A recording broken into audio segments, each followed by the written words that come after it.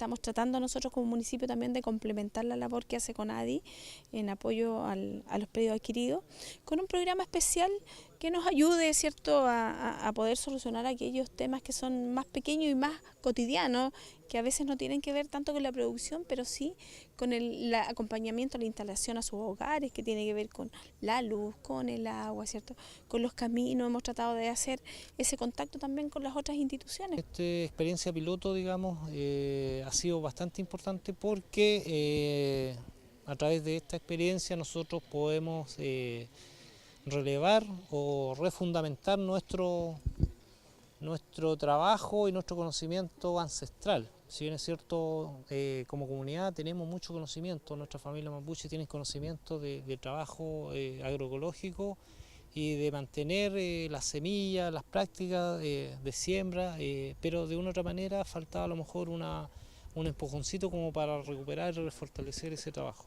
Decir que este fondo se dedicaba anteriormente al monocultivo, solamente producía trigo. Ahora tiene una infinidad de cultivos que van desde las hortalizas, frutales, menores, tienen frutillas, frambuesas, quinoas también están cultivando bastante.